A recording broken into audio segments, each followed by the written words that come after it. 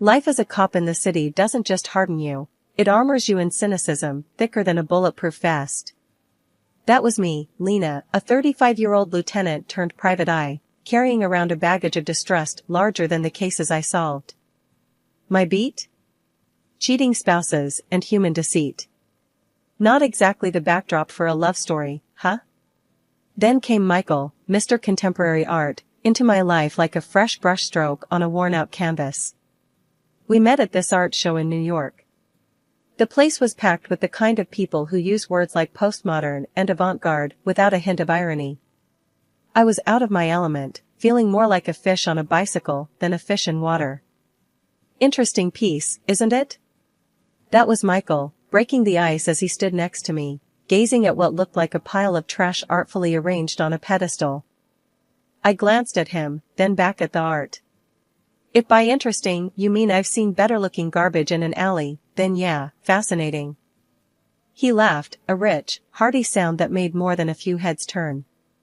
I'm Michael, he said, extending his hand. Lena. And before you ask, no, I don't get modern art. I'm just here to support a friend. That's refreshing. Most people here pretend to see things that aren't there. Ah, so you're an art truther? Our banter flowed effortlessly, and before I knew it, we were grabbing coffee, talking about everything and nothing. Michael was 40, looked like he stepped out of a GQ magazine, and had the manners of a bygone era. Fast forward 6 months, and I'm head over heels, living in a whirlwind romance that felt too good to be true. Michael had this old-world charm about him, reading me poetry, taking me to the most exquisite exhibitions, and treating me like I was the only woman in the world. One evening, in the middle of Central Park under a canopy of stars, Michael went down on one knee. Lena, will you marry me? I didn't even hesitate. Yes. Hell yes. The engagement was a blur of happiness. I found myself daydreaming about a future filled with love, kids, and laughter. But you know what they say about things too good to be true. My first reality check came in the form of Michael's mother, Evelyn. She was the ice queen incarnate, scrutinizing me with a look that could curdle milk. So, you're a detective. Isn't that a bit unladylike? She asked during our first dinner together. Depends on what century your definition of ladylike comes from. I shot back, not missing a beat. Michael gave me a tight smile, but I could see the warning in his eyes. Lena's one of the best detectives in the city, Mom. Evelyn sniffed. I suppose that's one way to meet men. I clenched my jaw, forcing a smile. And here I thought it was to stop crime and serve justice. Silly me. Dinner passed in a tense truce, with Michael playing peacemaker. As we left, he squeezed my hand. She'll come around, Lena. Give it time. Evelyn's visits were frequent, each one a little inspection tour of our life. It was a Tuesday evening, barely 2 weeks into our marriage, when she dropped by unannounced, her arrival heralding a chill in the air. Lena, darling, she began, her voice dripping with a condescension so thick you could cut it with a knife. I see you're still clinging to your little job. I had hoped marriage would have made a proper lady out of you. I was chopping vegetables for dinner, the knife in my hand suddenly feeling very appealing for reasons other than cooking. Evelyn, where I come from, we call this making a living. You should try it sometime instead of living off others. Her lips tightened, but she maintained her composure. Michael was raised with certain expectations. It's not too late to choose a more respectable profession. Something less masculine. Respectable?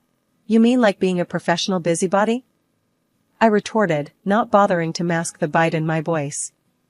No thanks, I'll stick to catching cheaters and liars. Speaking of which, how's your bridge club going? Michael walked in just then, his timing as impeccable as ever. What's going on here? He asked, looking from me to his mother. Your wife was just explaining her career choice to me. It seems I've underestimated the thrill of working with criminals, Evelyn said, her tone saccharine. Michael sighed, rubbing the bridge of his nose. Mom, Lena's job is important to her. It's who she is. And Lena? He turned to me, a pleading look in his eyes. Please, let's not do this now. I wanted to argue, to tell him that his mother was crossing lines she shouldn't even be seeing, but I held back.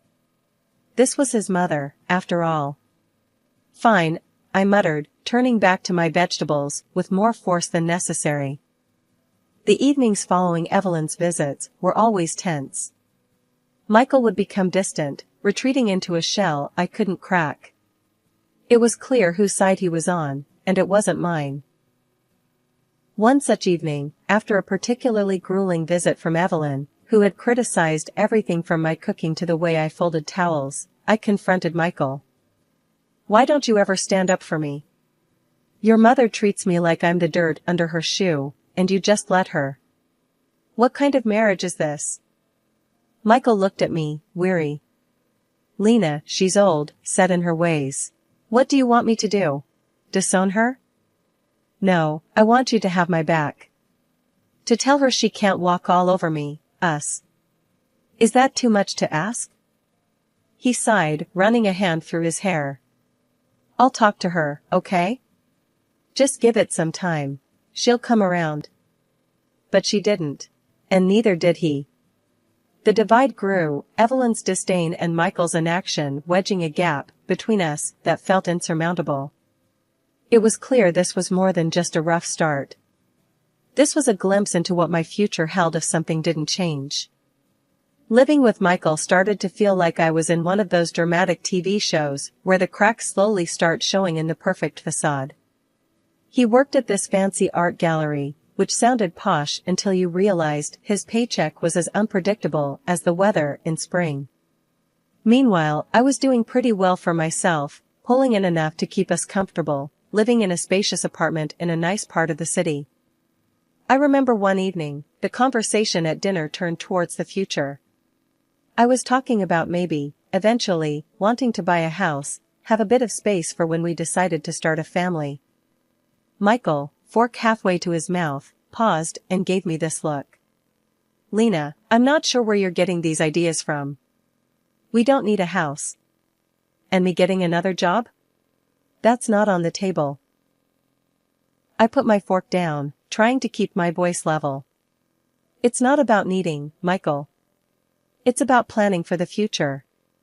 And it wouldn't hurt to have a more stable income, you know?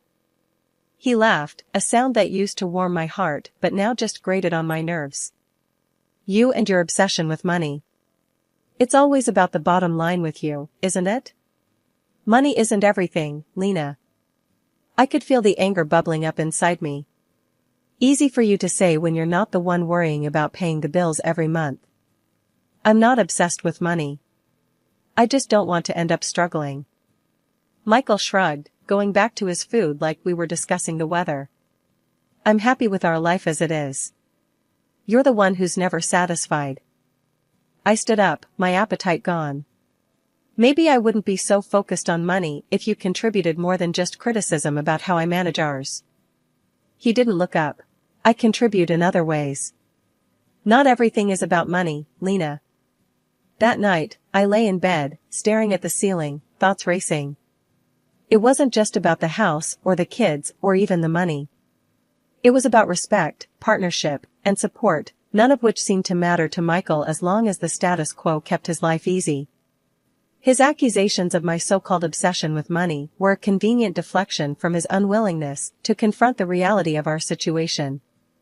On what started as a mundane Sunday, the living room transformed into the stage for an unexpected drama when Evelyn, my not-so-beloved mother-in-law, decided it was the perfect day for a visit.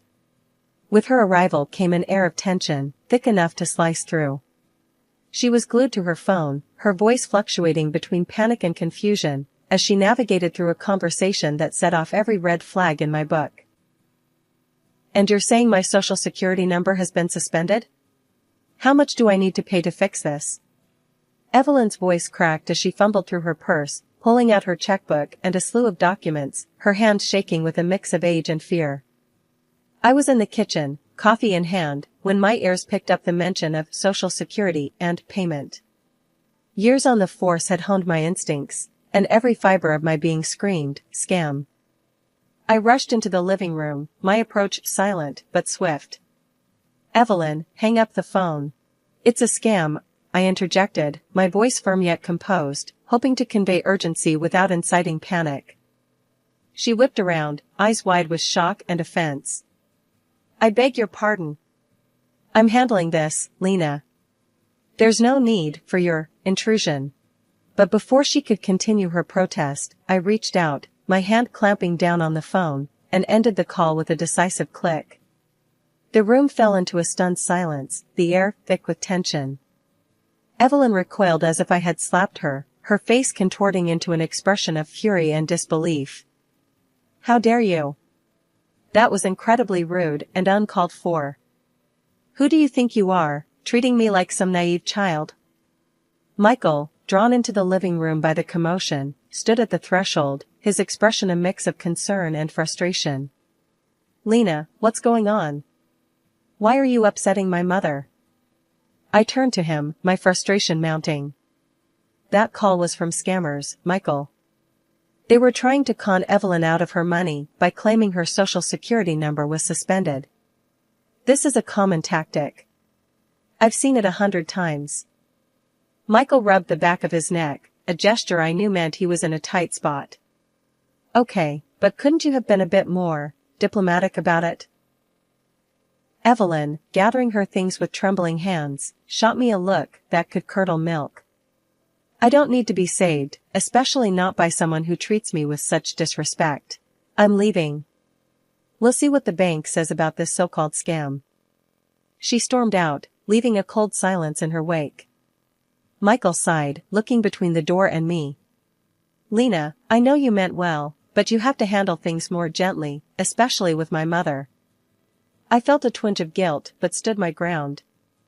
I know it seemed harsh, but there wasn't time for pleasantries. Scammers rely on creating a sense of urgency. Hesitation could have cost her dearly. The next day, curiosity and a hint of guilt nudged me to call Evelyn. The phone rang 3 times before she answered, her voice cold and clipped. What do you want, Lena? I just wanted to check in after yesterday. Did you talk to the bank about the call? There was a pause, and when she spoke, her voice was laced with reluctant admission. Yes, I did. They confirmed it was a scam. But that doesn't change how you handled the situation. You were rude and aggressive. I pinched the bridge of my nose, a headache brewing at the edge of my temples. I'm sorry if I came across that way. I was just trying to protect you from getting scammed. These people are professional liars, and they're very good at what they do. Her response was a scoff, tinged with a begrudging sort of gratitude. Well, I suppose I should thank you for preventing a mistake. But don't think this means I approve of your methods or your attitude. Goodbye, Lena. The chill between Michael and me had settled in deep, turning our home into more of a frosty standoff than a warm haven. I clung to the hope that his upcoming birthday might thaw the ice, a chance to fan the dying embers of our relationship. Dreaming of a weekend filled with just the two of us, I planned every detail, hoping to rekindle what was once there. But as fate, or rather, Evelyn, would have it, she bulldozed through my plans with her own agenda, setting up a grand dinner at her mansion on a weekday, of all times. Knowing my schedule was jam-packed, it felt like a deliberate jab. I pleaded with her over the phone. Can't we just push it to Saturday? I'm swamped at work, Evelyn. Her voice was a mix of honey and ice. No, dear. This is when it's happening. Michael shouldn't have to adjust his birthday around your occupations. Biting back frustration, I found myself confiding in my boss, the only person who seemed to get it. He's seen enough deceit and betrayal to fill a noir novel, yet he understood the importance of this gesture. Go, he urged, with a knowing look. Do what you need to do. Arriving at Evelyn's, the party was in full swing, a spectacle of faux merriment. Evelyn spotted me like a shark senses blood, her smile tight as she hastily whispered something to Michael. There he was, Michael, my husband, ensconced by the fireplace, his arm around a woman who was clearly more than just a casual acquaintance. My heart twisted, but I steeled myself and approached. Michael, aren't you going to introduce me? I asked, injecting a calm I didn't feel into my voice. He jerked like he'd been electrocuted, his eyes wide.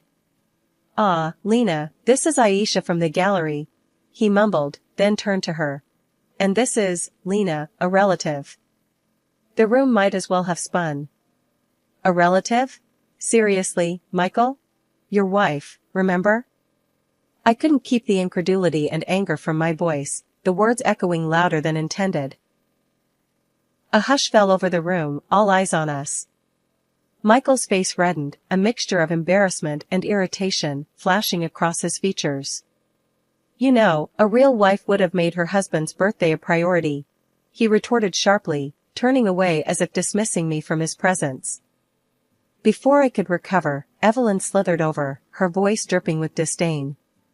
"You see, Lena, you just don't fit in here. Michael needs someone supportive, like Aisha, not, whatever this is." Her words were a slap, each one designed to cut. "I think it's best if you leave. You're clearly not wanted here," she hissed, gesturing towards the door as if banishing me from my own life. "You know what, Evelyn? Maybe you're right. Maybe I don't belong in a family that thrives on lies and deception." With dignity I barely felt, I walked out, the silence of the night wrapping around me like a cold embrace. After the debacle at Michael's birthday and the cold truth that followed, I knew I needed solid proof if I was going to end this marriage on my terms. The thought of tailing Michael myself was too much. I'm used to digging up dirt on strangers, not the man I once thought I'd grow old with. So, I turned to Dave, a colleague of mine with a knack for uncovering the most discreet affairs. "Hey, Dave, I need a favor," I said, trying to keep my voice steady over the phone. "Anything for you. What's up?" His reply was immediate, the loyalty in his voice a small comfort in my storm of betrayal. "It's Michael. I know he's seeing someone. I need evidence," I confessed, feeling a mix of relief and dread admitting it out loud. "Say no more. I'll handle it discreetly. You'll have what you need in no time," Dave assured me, his confidence soothing some of my anxiety. True to his word, Dave delivered. Photos, audio clips, the works. It was damning. The woman, Aisha, was indeed more than just a colleague. Worse, she was here illegally, looking for a quick marriage to secure her status. She was also a fraud. Part of me wanted to confront Michael, to throw the evidence in his face and watch him squirm. But then I remembered the condescending remarks, his dismissive attitude, and that smug look he always had. No, he didn't deserve my concern or my help. Filing for divorce felt like ripping off a band-aid on a wound that had been festering for too long. I demanded financial compensation for his betrayal. It was the least he could do after everything. The fallout was explosive. Evelyn, ever the dragon lady, took his side, painting me as the villain. But I stood my ground, fueled by the evidence and the injustice of their accusations. The ink on the divorce papers wasn't just dry, it was a testament to a new chapter one was desperate to write for myself. Opening my own detective agency wasn't just a dream come true, it was a rebirth, a new dawn, from the ashes of my past life with Michael. The agency quickly gained a reputation for discretion and effectiveness, a reflection of the lessons learned from my personal saga. One day, as the sun poured into my new office, illuminating the framed license on the wall, Jessie, my right-hand woman and friend, popped her head in. "Boss lady, you've got a minute? We've got a potential big case. A woman suspecting her husband of having an affair. Wants the full works, surveillance, photos, the lot." I couldn't help but smile at the irony. "Sounds like our bread and butter. Do we have details?" Jessie nodded, laying the file on my desk. "Yeah, but there's a catch. She's got a tight budget. Really tight." I thought about it for a moment. This was my chance to pay it forward, to help someone who was possibly in the same boat I'd been in not so long ago. Tell her we'll work with her budget. And Jess, let's make sure we're thorough. I know too well what it's like being on the other side of this conversation. Jessie's grin was wide. "Knew you'd say that. You're a good person, you know that? Try telling that to my ex, I quipped, but the jest didn't reach my eyes. The case was as straightforward as it gets in our line of work. Infidelity, secrets, and lies, a pattern I'd become all too familiar with. But with each case we closed, I felt a piece of myself heal, a validation of my decision to start anew. One morning, as the city was slowly waking up, an elderly lady stormed into my office, her frustration palpable. She was ranting to my receptionist about her son's wife who had apparently vanished with a considerable amount of money, leaving them in financial ruin. She insisted on speaking with the owner, mentioning something about needing a payment plan. Curious, I decided to meet her myself. Imagine my surprise when I came face to face with Evelyn, my former mother-in-law. The shock in her eyes mirrored mine, but embarrassment quickly took over her features. I run this agency, Evelyn. How can I help? I managed to say, my voice steady despite the turmoil inside. Recognition dawned on her, followed by a flicker of shame. But, true to form, she recovered quickly, her desperation making her bold. Lena, you have to help me find her, the woman who ran off with my son's money. Michael's in shambles. Do it for family's sake, without charge. The audacity of her request left me speechless for a moment. The same woman who sided with Michael without a second thought now stood in my office, asking for a favor as if the past had never happened. Evelyn, first, we're not family. Second, I run a business, not a charity for wayward ex-in-laws. I responded, my tone firm.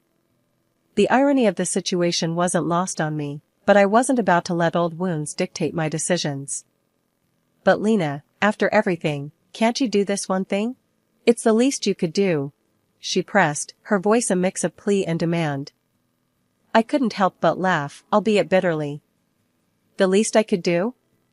Evelyn, after your son cheated on me, you expected me to just forgive and forget?